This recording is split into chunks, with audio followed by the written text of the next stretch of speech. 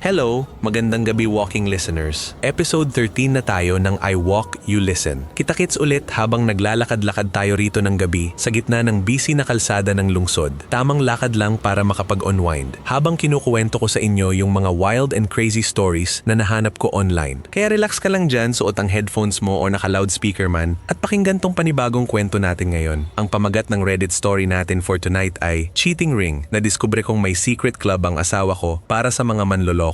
Bro, swear, napahinto talaga ako habang nag-scroll kasi hindi ako makapaniwala na may ganitong level ng pagkapanatiko sa pagiging manloloko. Medyo napaisip ako kung anong klase ng utak ang meron yung asawa nitong si OP para makaisip ng ganitong setup. As in major red flag, tipong panibagong unlocked level ng pagtataksil na hindi mo maiisip na umiiral pala sa totoong buhay. Ay setup natin ang eksena, si OP at yung mister niya halos 5 taon ng kasal at tinitingnan ng lahat bilang parang ideal couple. Tahimik ang buhay, maganda ang trabaho, at sobrang supportive ng lalaki. O yun ang akala ng lahat. Si Mr. kasi madalas umalis tuwing Biyernes ng gabi. Ang dahilan niya lagi kay OP. Boys night out lang kasama ang mga lumang tropa sa kolehiyo para mag-unwind pagkatapos ng nakakapagod na linggo sa opisina. Since tiwala naman si OP at ayaw niyang maging mapanakal na misis, binibigyan niya ito ng space at me time. Low-key proud pa nga si OP kasi may healthy boundaries daw sila sa relasyon. Until one night, nakalimutan ng mister niya na ilock yung lumang tablet na nakakonekta sa cloud messaging app ng cellphone niya. Nagsimula ang lahat ng tumunog ng paulit-ulit yung tablet habang nasa shower ang mister niya. Akala ni OP may emergency lang sa trabaho kaya nilapitan niya para tingnan kung sino ang tumatawag pero nagkamali siya. Ang nakita niya sa screen, isang nakatagong group chat na may pangalang The Alibi Club. Nung scroll down ni OP ang chat history, naramdaman niya agad yung malamig na pawis sa buong katawan niya. Hindi lang pala ito simpleng inuman group ng mga magkakatropa. Isa pala itong organisadong cheating ring kung saan nagpapalitan sila ng mga peking resibo, fake location pins at bumubuo ng matitibay na alibi para sa isa't isa para makapang-check ang sinuman sa kanila nang hindi nahuhuli ng kani-kanilang mga asawa o girlfriend. Literal na napaupo si OP sa gilid ng kama habang binabasa yung messages. May mga calendar invites pa at spreadsheets para siguradong hindi magkakabanggaan ang mga schedule ng panloloko nila. Yung asawa pa mismo ni OP ang tumatayong president o mastermind ng grupo. Siya ang gumagawa ng mga peking graphic design ng business itinerary at event passes kapag may gustong mag-out of town sa kanila kasama ang mga kabit nila. Nagulat na lang si OP dahil yung sinasabing seminar daw ng mister niya noong nakaraang buwan, nakaplano pala sa chat na yon kasama ang isang co-worker nito. Dahil sa matinding galit at panlalamig ng katawan, hindi agad nagwala si OP.